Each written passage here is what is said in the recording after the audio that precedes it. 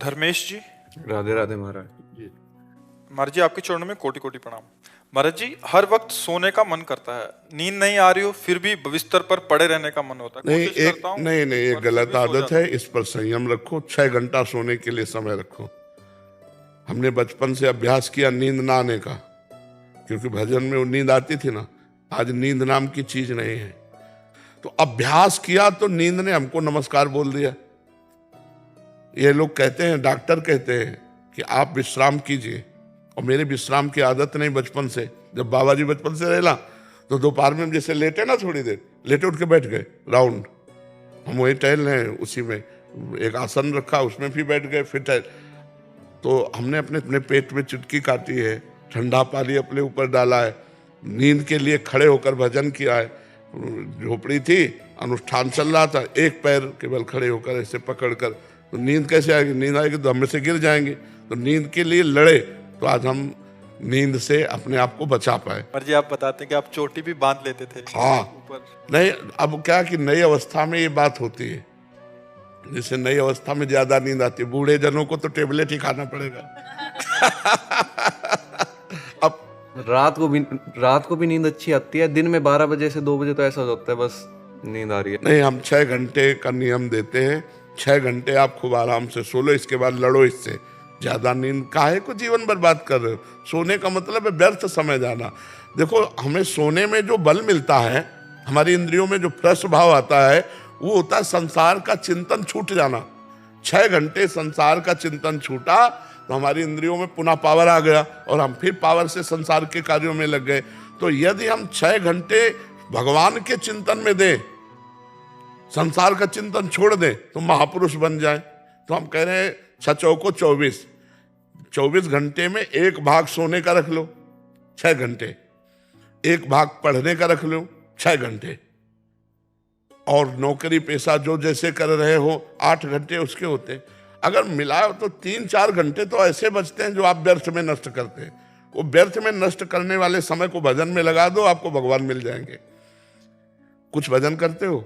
नहीं, मतलब आदत बीच में लगी थी, हनुमान चालीसा पढ़ने लग गया था 3-4 महीने, फिर छूट जाती तो है। सिद्ध हो गए, फिर इसके बाद छोड़ दिया। फिर मतलब हफ्ता होता है, फिर हफ्ते की आदत छूट जाती है। नहीं यार, ऐसा नहीं। सुनो, आज से हमारे पास आए हो तो 24 घंटे में 24 मिनट तुम राधा राधा जप लिया करो, दवाई मान के। आज से करोगे? प्रोमिस। 24 मिनट राधा राधा। और अगर आपको बहुत नींद आती है तो 8 घंटे ले लो, इससे ज्यादा मत सोना। इसको भी प्रॉमिस करो। प्रोमिस। 8 घंटे बस इतना प्रयास करो। फिर आप अगली बार जब कभी आना तो हमें बताना कि आपका जीवन कैसा हो रहा है। ठीक है? हाँ जी। 24 मिनट राधा नाम और 8 घंटे सोना। 8 घंटे सोना, और शेष अपनी दिनचर्या में रहना। और एक प्रार्थना और है जो नए बच्चों में हम हटाना चाहते हैं, गर्लफ्रेंड बॉयफ्रेंड वाला सिस्टम तो नहीं है। नहीं, सच्ची बताना। और कोई ऐसे आचरण तो नहीं है जो एकांत में अपने आप को नष्ट करते हो? तो बस फिर आप फिर अच्छे बच्चे बन जाओगे। ठीक है? आप इन बातों की तरफ ध्यान मत देना। अभी जब माता पिता की सहमति से ब्याह हो फिर उसमें आनंद रहता है। अपनी तरफ से कोई गलती मत करना। ठीक है? 24 मिनट राधा नाम जप, 8 घंटे सोना, और थोड़ी देर सत्संग सुन लिया करो। सुनते हो सत्संग? 4-5 बार ही सुना है। 4-5 बार ही केवल सुन? नहीं यार, दिन में 4-5 बार सुनना चाहिए, पर एक 10 मिनट की क्लिप रोज सुन लिया करो। इसका भी प्रॉमिस? प्रोमिस। नहीं तो 24 और 10 मिनट 34 ये हमने लिए आपके, और 8 घंटा तो सोने को आप ही को दे रहे ना। और शेष समय कार्यरत रहना, फालतू मत बैठना। चाहे विद्या अध्ययन हो घर में, चाहे सोनी लगानी हो, पोछा लगा, मतलब कार्यरत रहना। शरीर को कार्यरत करना अत्यंत आवश्यक है, नहीं तो वो व्यर्थ के ओवर थिंकिंग में लगा देगा, व्यर्थ के चिंतन में, मनोराज्य में लगा देगा, और वो आपको परेशान करने लगेगा। ओवर थिंकिंग तो हाँ, नहीं, ओवर थिंकिंग से बहुत बचना चाहिए। बहुत जहरीला विषय है ये। ओवर थिंकिंग अगर बढ़ती चली गई तो जैसे बच्चा नहीं कहा कि मैं निराश हूँ, हताश हूँ, ऐसे पहुंचा देता है। समय मत दीजिए, समय मत दीजिए। हम 1 मिनट भी खाली नहीं रखना चाहते मन को। हाँ, प्रभु में लगाए हैं, कार्य में लगाए हैं, तो एक मन आनंदित रहता है। अगर पड़े पड़े केवल ऐसे सोचते रहोगे तो परेशान हो जाओगे। 8 घंटे के सिवा लेटोगे नहीं, कोई तुम बीमार नहीं हो। ठीक कुर्सी में बैठ जाओ, अपना कोई वाणी पढ़ो, कोई ग्रंथ पढ़ो। कै में पढ़ते हो? 12th। 11-12 में, हाँ तो और क्या, अभी तो बहुत पढ़ना है, डिग्रियां पढ़नी है, तो पढ़ाई को भी भगवान की पूजा समझकर उसे समय समय से अध्ययन करो, ठीक है। हाँ जी। व्यायाम करते हो या 10 मिनट व्यायाम के लिए देते हो? है रुचि फंस गया आज ये। 10 मिनट दे दोगे? सवेरे सवेरे थोड़ी दिक्कत हो जाती है। क्या? नींद नहीं, कै बजे सोते हो आप? 12 बजे 12 से 8-9 बजे उठ जाता हूँ। 12 से 8-9 बजे। यार ये समय सोने का तो ठीक नहीं है, सोने का समय तो 10 बजे होना चाहिए। क्यों 12 बजे क्या करते? 12 बजे तक क्या करते? बस 9 बजे खाना खाया, हाँ। 1-2 घंटा पढ़ लिया, 2-3 घंटे 1-2 घंटे फोन चला लिया। नहीं, फोन क्यों चलाए? व्यर्थ में क्यों चलाओ? व्यर्थ में समय नष्ट मत करो। हमें लगता है अगर आप 10 बजे सो जाओ तो 11, 12, 1, 2, 3, 4, 5, 6 बजे उठे और गर्म पानी करके पिया, वज्रासन में बैठ करके शौच स्नान किया और 15-20 मिनट दौड़ लगा दी। सब व्यायाम दौड़ में हो जाता है। नहीं तो आजकल ट्रेडमिल वाली व्यवस्थाएं चल गई हैं, जहाँ वो क्या कहते हैं, जहाँ ये चीजें होती हैं, जिम, वहां चले गए। 10-15-20 मिनट करो, नए बच्चे हो, ठीक है। प्रॉमिस करो। क्या क्या हमने कहा? 8 घंटे सोना, 24 घंटे राधा नाम। 24 मिनट। हाँ, वैसे बहुत बढ़िया बात है अगर प्रॉमिस और 10 मिनट कम से कम व्यायाम कर लीजिएगा, ठीक है। हाँ, बहुत अच्छा। उमा वर्मा जी हरियाणा से। राधे राधे। राधा वल्लभ श्री हरिवंश महाराज जी, बहुत बार ऐसा होता है कि मेरे आसपास के लोग जब मेरे प्रतिकूल व्यवहार करते हैं तो मैं उन्हें इग्नोर नहीं कर पाती हूँ। फिर आपकी बात याद आती है कि नाम जप करूँ, एक बार करूँ, फिर 100 बार में से 99 बार फेल हो जाती हूँ। तो मुझे संदेह होता है कि क्या मैं नाम जप कर रही हूँ, क्या मैं दिखावा तो नहीं कर रही हूँ? कैसे खुद को मजबूत करूँ? देखो, विवेक कमजोर है, बुद्धि तो है, विवेक कमजोर है, काट नहीं पाता है, इसलिए आप मतलब इग्नोर नहीं कर पाती। और अगर विवेक पर, तो हम आपको सच्ची कहते हैं, हमारा जो मजाक उड़ाएगा, हमारी जो निंदा करेगा, हमें जो गाली देगा, वो हमारे पाप नष्ट करता है। मतलब इस बात को लोग समझ नहीं पा रहे हैं। निंदक नियरे राखिए, आंगन कुटी छवाए, बिना पानी बिना साबुन निर्मल करे सुभाए। हमें जो हमारे पाप शरीर का भोगना होता, मान लो हमारा पाप है कि हमारे हाथ पैर टूटेंगे, अब वो हमको भरपूर गाली देकर नष्ट कर रहा, तो हम पर कृपा कर रहा है कि नहीं कर रहा है? हमें चोट नहीं पहुंचेगी और अपनी जबान से हमारे पाप को साफ कर रहा है। तो साधो निंदक मित्र हमारा, जो हमारी अवहेलना करे, जो हमारा उपहास करे, जो हमारा तिरस्कार करे, जो हमारा अपमान करे, वो हमारे पाप को नष्ट करता है। यदि हम सह जाएं तो, अगर वो नहीं सहेंगे तो प्रारब्ध आएगा, वो चोट पहुंचाएगा। मान लो आप मार्ग में जा रहे हैं, एक्सीडेंट हुआ, ऐसा चोट लग गई, और वो बेचारा गाली देकर हमारा सारा पाप नष्ट कर रहा है, तो हमें तो प्रणाम करना चाहिए कि भैया बिना शरीर दंड के हमें बचा रहे हो, तो जय हो तुम्हारी। अब इस रहस्य को कोई जानता नहीं। अगर वास्तविक ज्ञान है, वैतविक का बुद्धि है, विवेक नहीं। विवेक हो तो आप सच्ची समझो, जो हमें शारीरिक दंड मिलने हैं, वो हमारी निंदा करके, हमारा उपहास करके, हमारा अपमान करके, हमारा तिरस्कार करके, वो उसे नष्ट करता है। तो इसलिए हमें लगता है कि विवेक के द्वारा भगवान का नाम जप करते हुए बचो, और नहीं उलझो तो उलझते ही रहो। ये संसार किसी को नहीं बख्शता, किसी को नहीं बख्शता। आप चाहे जैसे चलो, चाहे जैसे चलो, आपको बोलेगा संसार, वो बोलेगा। तो इसलिए कभी संसार मान जाए आपको, ऐसा नहीं। 4 अगर आपको सही कहेंगे तो 4 गलत कहने वाले मिलेंगे। हमको उनको भी प्रणाम करना है, अपने सीधे मार्ग में चलते रहना। तो इग्नोर करना तो सीखना ही पड़ेगा। अगर नहीं सीखोगे तो जलते रहोगे, अंदर हृदय आपका जलता रहेगा, उसको क्यों जलाओ? विवेक के द्वारा उसे काट दो कि भगवान बड़ा मंगल कर रहे हैं, हमको ऐसा उपहास या अपमान करा करके पवित्र कर रहे हैं। तो अच्छा, किसका प्रश्न था, समझ पाए आप? इसमें कोई संशय? इग्नोर होता नहीं है। नाम जप करो, पावर आ जाएगा। इग्नोर करने का पावर आ जाएगा। नाम जप में बड़ी सामर्थ्य। नाम जप तो होता है, कई बार अंदर से ये पता होता है कि सामने वाला ये व्यवहार करने वाला है मेरे साथ, और मैं अपने अंदर कहती हूँ कि वो तूने मतलब इस पे रिएक्ट नहीं करना, बट फिर भी जब वो होता है ना, तो फिर मतलब इग्नोर होता ही नहीं है। क्योंकि पावर नहीं, हम कह तो रहे पावर नहीं है ना, वो पावर नाम जप से आएगा। जितना नाम जप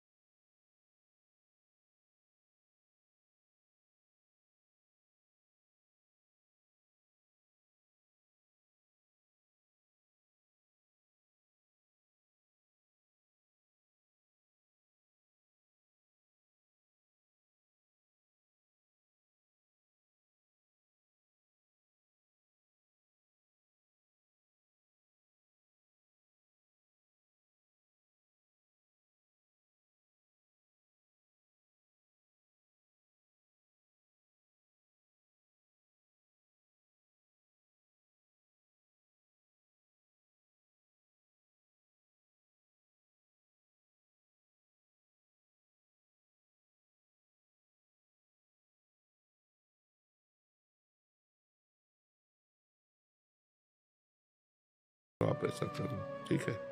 आप